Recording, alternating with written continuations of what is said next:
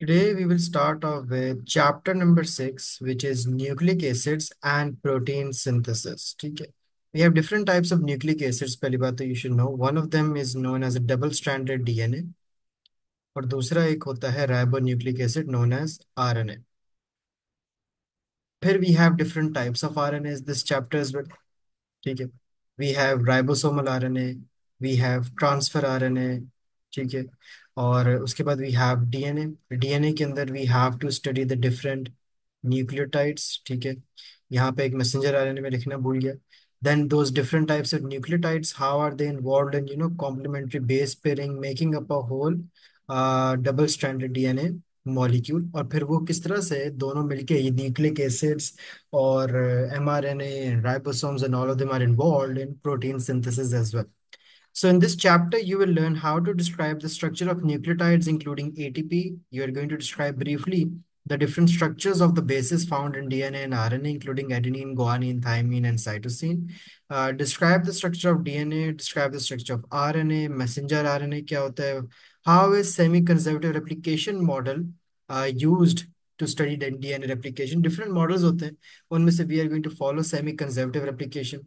Then also explain how the sequence of amino acids in a polypeptide is coded for by a sequence of nucleotides in the DNA. Inverse genetic code क्या होता है, transcription translation जो दो stages हैं in the production of protein synthesis, and how is RNA modified as well, and what are different effects of gene mutation. So first you should know the molecule of life, DNA. And if you wanted to design a molecule that would act as a genetic material in living cells, it would have to be having two key features. अगर आपको कोई ऐसा molecule चाहिए जो कि हर living things में हो, that make it living, ऐसी एक ऑर्गेनिज्म, आप एक ऑर्गेनिज्म को अगर आप लिविंग करार देना चाहते हो, उसके पास एक ऐसा मॉलिक्यूल होना चाहिए which we should call as a molecule of life. और उस मॉलिक्यूल की ऐसी एबिलिटीज हों कि वो it has the ability to store information as well, and the information should also contain the set of instructions for controlling the behavior of cell. तो मैं उस चीज को लिविंग कह सकूंगा. The molecule should also have the ability to copy itself accurately whenever the cell divides, and it must pass on the exact copies of the genetic molecules to each of its daughter cells, so no information is lost. But until the mid 1940s, biologists ने assume किया that such a molecule must be a protein, क्योंकि सिर्फ proteins ही इतनी complex थी और इतनी वो ही capable थे, उन्हीं के अंदर एक एबिलिटी का कहा जा सकता था that they were so much capable enough, उन्हीं का स्ट्रक्चर वो सारी रिक्वायरमेंट्स मीट कर रहा था which would be actually necessary to make such a complicated structure. और वहां से एक एविडेंस लाइट में आया कि it's not a protein at all. असल में वो मॉलिक्यूल ऑफ लाइफ क्या है, the DNA that can copy itself as well, and that can store the accurate information needed to control the body as well. So यहाँ से हम बात करेंगे the structure of DNA and RNA. DNA stands for deoxyribonucleic acid and RNA stands for ribonucleic acid. दोनों macromolecules हैं, उन दोनों को न्यूक्लिक एसिड्स कहते हैं because they are both found in the nucleus. फर्क यह है कि जो डीएनए है, डीएनए के अंदर डीऑक्सीराइबोज की पेंटोज शुगर होती है और आरएनए के अंदर आपके पास ribose sugar pentose sugar use होती है. दोनों पेंटोजेस के अंदर ही आता है. बायोलॉजिकल मॉलिक्यूल्स में आपने देखा होगा पेंटोजेस की दो ही टाइप्स है, डीऑक्सीराइबोज और राइबोज. राइबोज आरएनए में होती है, डीऑक्सीराइबोज डीएनए के अंदर. So the proteins are polysaccharides and they are also known as macromolecules because they are made of, ये खुद एक पॉलीमर है. ये बनते कैसे हैं, made up of a lot of amino acid. Polymers के मोनोमर्स होते हैं, तो प्रोटीन पॉलीमर है और उसका मोनोमर अमाइनो एसिड था जिन्होंने मिलकर एक लॉन्ग चेन बनाई है. तो इसी तरह अगर हम डीएनए और आरएनए के मोनोमर्स की बात करें, दे उनके मोनोमर्स होते हैं nucleotides. Nucleotides join together to make up DNA and RNA. अब न्यूक्लियोटाइड्स के अंदर आपके पास होती है adenine, thymine, guanine, cytosine and uracil. These are the five types of nucleotides that we are going to study, जो जब ज्वाइन करेंगे आपस में वो फिर डिफरेंट चेन्स बना के कोई डीएनए, एक चेन डीएनए बना देगी. ठीक है. और कुछ कॉम्बिनेशन हम आगे ऐसे पढ़ेंगे जो सिर्फ आरएनए ही बनाएंगे. तो डीएनए एंड आरएनए दोनों को हम कलेक्टिवली पॉलीन्यूक्लियोटाइड का नाम दे सकते हैं. So a nucleotide is a molecule consisting of a nitrogen containing base, a pentose sugar and a phosphate group, whereas a polynucleotide is a chain of nucleotides joined together by phosphodiester bonds. Here you can see the nucleotides are made up of three smaller components जिसमें एक nitrogen containing base होगी, एक pentose sugar और एक phosphate group. चाहे कोई भी हो, एक न्यूक्लियोटाइड किन चीजों से बना होता है, एक उसमें फॉस्फेट का ग्रुप होगा, एक शुगर होगी, या वो होगी डीऑक्सीराइबोज, या होगी राइबोज, और बेस भी एक लगा होगा साथ। अब वो बेस या एडेनिन हो सकता है, it can be thymine as well, it can be guanine as well, it can be cytosine as well, और अगर आरएनए है तो वो यूरासिल भी हो सकता है। तो ये नाइट्रोजन कंटेनिंग बेसिस कौन सी होती हैं? देयर आर 5 टाइप्स, जिसमें आपके पास है एडेनिन, गुआनिन, थाइमिन, साइटोसिन और यूरासिल। डीएनए की अगर बात करें, DNA has 4 of these bases including adenine, thymine, guanine and cytosine. लेकिन if you talk about RNA, RNA में आपके पास जो थाइमिन होती है that is replaced by what? Uracil. हम उसको यू से रिप्लेस कर देते हैं। सो आरएनए में ए, यू और जी और सी होंगे। Two of the basis adenine और गुआनिन, इनको हम कहते हैं प्योरीन्स, और ये इनका डबल रिंग स्ट्रक्चर होता है। इनका जो स्ट्रक्चर होगा that would be a double ring. जो थाइमिन, साइटोसिन एंड यूरासिल है, इनको हम कहते हैं पिरामिडीन्स। ठीक है, पिरामिडीन्स के आपके पास सिंगल रिंग स्ट्रक्चर होते हैं, और इन तीनों पिरामिडीन्स के आपके पास एक सिंगल रिंग स्ट्रक्चर होगा। पेंटोज शुगर के पास आपके पास 2 टाइप्स होती हैं, ribose and deoxyribose. A nucleic acid that contains ribose would be known as RNA, और जिसमें डीऑक्सीराइबोज होगा उसको हम डीएनए कहेंगे। फर्क यह है कि राइबोज में फ्यूअर ऑक्सीजन एटम्स होते हैं दैन डीऑक्सीराइबोज। और तीसरी चीज जो एक न्यूक्लियोटाइड पे लगती है, that would be a phosphate group, जो कि बाद में न्यूक्लिक एसिड को अपनी एसिडिक एक नेचर आपके पास प्रोवाइड करता है। एक बहुत अच्छी एग्जांपल न्यूक्लियोटाइड की आपके पास है एडिनोसिन ट्राइफॉस्फेट। एडिनोसिन ट्राइफॉस्फेट के अंदर भी इसका नाम क्या बताता है कि एडिनोसिन से पता लग रहा है इसमें कौन सी बेस थी? एडिनिन। ठीक है, और ट्राइफॉस्फेट से पता लगा कि 1 2 3 फॉस्फेट मॉलिक्यूल्स इसके अंदर होते थे। और हम ये समझते थे कि how does ATP provide energy, इतना दफा उसका नाम आता है कि mitochondria produces ATP, ATP is the energy currency. भाई देता कैसे है एनर्जी एटीपी? एटीपी ये एक एक बॉन्ड तोड़ के एनर्जी देता है। ये बॉन्ड टूटा, एनर्जी रिलीज हुई, एक और बॉन्ड टूटा, एनर्जी रिलीज हुई, तीसरा बॉन्ड भी टूटा तो बहुत ज्यादा एनर्जी रिलीज हुई। तो हर पार्ट पे आपके पास बेसिकली एनर्जी रिलीज होती है just by breaking the phosphate diester linkages. Although ATP is not a part of DNA और RNA, but you will look at its structure here as a reference as well, क्योंकि ये भी एक nucleotide है part नहीं, वैसे DNA RNA का part नहीं है, it's just like a nucleotide. The structure of ATP is shown in figure 6.3, जिसके 3 components हैं, adenine, ribose and phosphate. Adenine plus ribose forms a sugar called adenosine, और ये combine होता है 3 phosphate groups के साथ। एटीपी जब ने एनर्जी देनी होगी एटीपी ने, एटीपी एक फॉस्फेट लूज करेगा, कन्वर्ट होगा एडीपी के अंदर।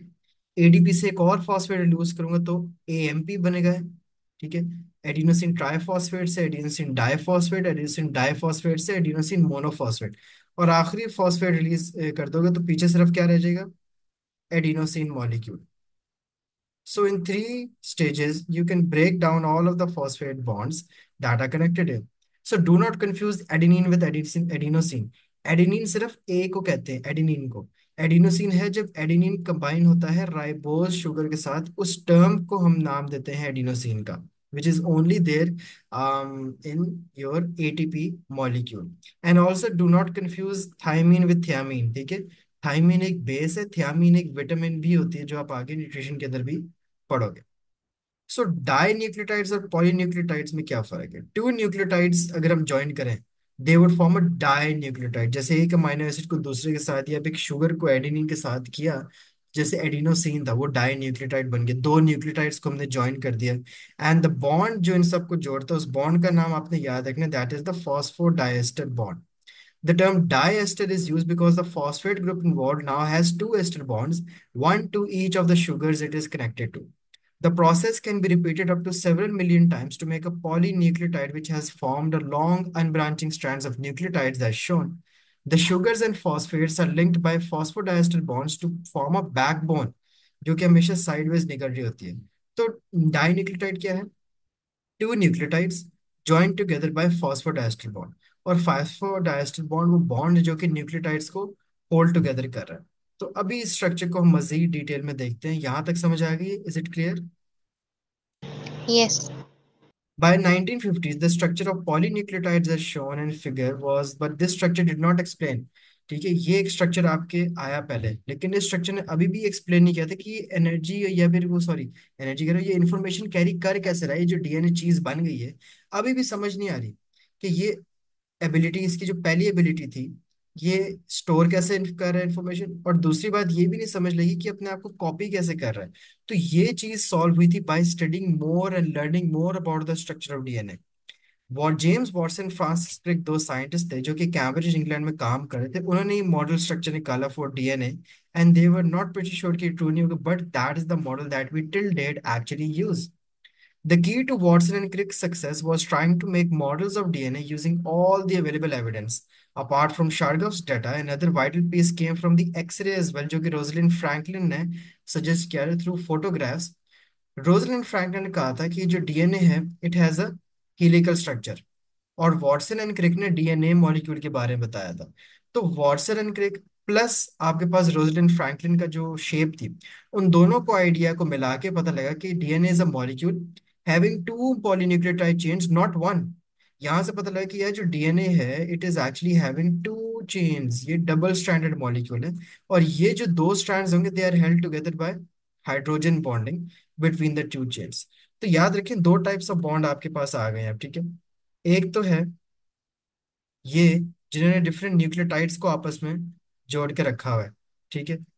जिन बॉन्ड्स ने न्यूक्लियोटाइड्स को आपस में जोड़ के रखा हुआ है ना, ये वाले जो बॉन्ड्स हैं, ये वाले जो बॉन्ड्स हैं, इनको हम कहते हैं फॉस्फोडाइएस्टर लिंकेजेस।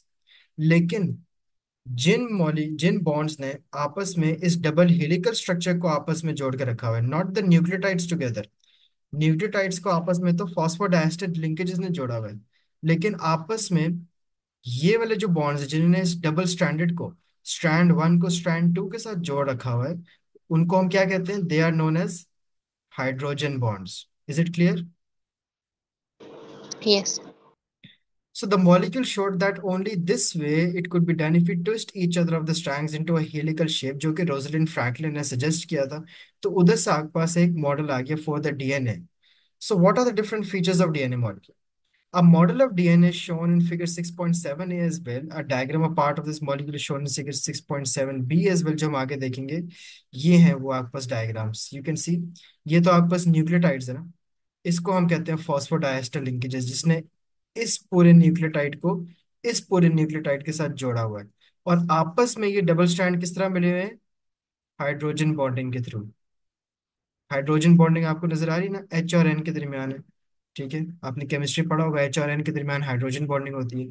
और आपस में न्यूक्लियोटाइड्स जुड़े हैं from phosphodiester linkages. This is the x-ray model जो कि आपको रोजलिन फ्रैंकलिन ने डिस्कवर करके बताया था, और इस एक्सरे मॉडल से पता लगा था कि इसकी एक हेलिकल शेप है। So holding the different nucleotides together, ये जो न्यूक्लियोटाइड्स नजर आ रहे हैं, इनको जोड़ा हुआ है फॉस्फोडाइएस्टर लिंकेजेस ने। लेकिन स्ट्रैंड वन को स्ट्रैंड टू के साथ किसने जोड़ा हुआ है? इन हाइड्रोजन बॉन्ड्स ने। And the information about hydrogen bond is suppose to know कि जो एडेनिन और थाइमीन होते हैं, they always form a double hydrogen bond. लेकिन जो साइटोसिन और ग्वानिन होते हैं, they always form a triple bond. Is it clear? Yes.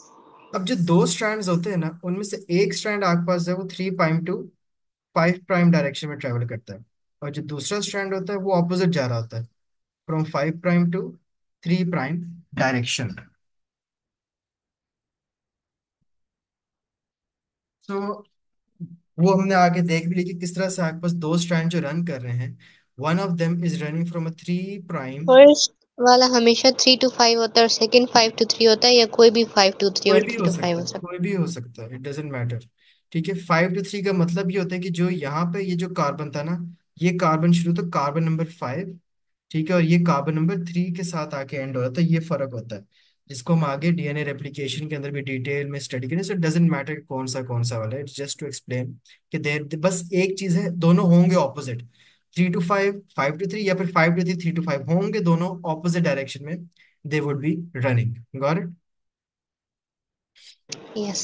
Here you can see कि आपस में दोनों स्ट्रैंड्स को जोड़ा हुआ है आपके हाइड्रोजन बॉन्ड्स ने। डबल बॉन्ड होता है टी ए और ए टी के दरमियान, और सी जी और जी सी के दरमियान आपके पास ट्रिपल बॉन्ड्स होते हैं। So the DNA molecule has the following features. It is made up of two polynucleotide chain. Each chain is a right-handed helix. The two chains coil around each other to form a double helix. The chain run in opposite direction. We call them anti-parallel. They are joined by sugar phosphate backbone projecting at right angles. The bases in one chain are attracted to the bases of the other chain by hydrogen bonding, जैसे मैंने बताया. And because of they all fit together, the jigsaw pieces, adenine always pairs with thymine with a double bond, and cytosine always pairs with guanine with a triple bond. ये हमें शार्गॉफ्स ने explain किया था. तो Watson and Crick ने बनाया था DNA का मॉडल. रोजलिन फ्रैंकलिन ने हमें एक्सरे इमेज से उसकी शेप बता दी. और शार्गॉफ ने हमें उसके डाटा ने हमें कॉम्प्लीमेंट्री बेस पेयरिंग बता दी थी. और कॉम्प्लीमेंट्री बेस पेयरिंग ये कहती है कि adenine is always going to bind with thymine अगर DNA, and adenine is always going to bind with uracil अगर आरएनए है. डीएनए के अंदर एडेनिन बाइंड्स विद थाइमीन, और आरएनए के अंदर adenine binds with uracil always. और बाकी आपको पता ही है कि C always binds with G. So this is what the complementary base pairing tells us. Moreover, a links between T by two hydrogen bonds and G links with C by three hydrogen bonds. Adenine और guanine क्या है? Purines. Thymine, cytosine और uracil है pyrimidines. Purines होती हैं the one with two rings जिसमें आते हैं adenine और guanine, and pyrimidines are the one which have only one ring which includes uracil, thymine and cytosine. और इनकी बैकबोन्स की वजह से therefore they are always constant and they are three rings wide. Because A must pair with T and G must pair with C, the sequence of bases in one strand determines the sequence of bases in the other strand as well. So the two strands are said to be complementary. Watson and Crick ने ये immediately realize कर लिया था how this structure explained how the DNA stores information and how it copies itself.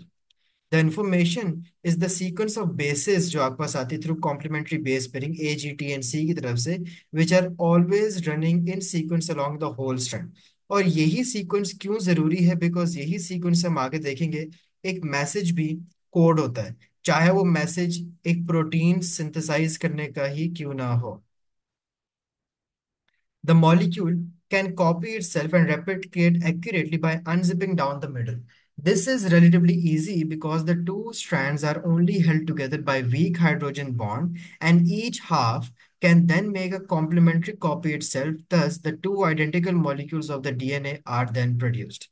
So, if we talk about the structure of RNA, unlike DNA, an RNA molecule is a single polynucleotide strand. DNA तो double था. और हम यहाँ पे भी देखेंगे कि we have three types of RNA: ribosomal RNA, messenger RNA and transfer RNA, जिन सब के अपने अपने we are going to study their each of their functions in detail as well, कि उनका डीएनए रेप्लिकेशन के अंदर या प्रोटीन सिंथेसिस के अंदर क्या क्या फंक्शन है.